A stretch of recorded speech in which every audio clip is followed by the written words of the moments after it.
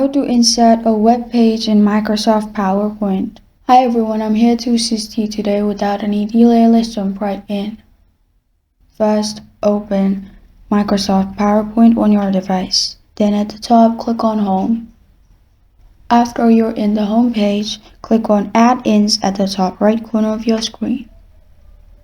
After you've clicked on Add-ins, simply search Web Viewer and then click on Add.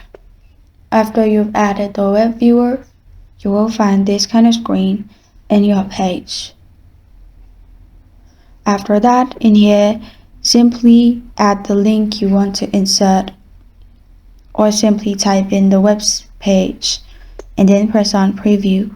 After you do that, it will be added to your PowerPoint. This is how to insert a web page in Microsoft PowerPoint.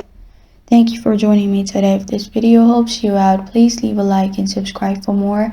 Got a question or want to suggest a topic, comment below. Thank you for watching.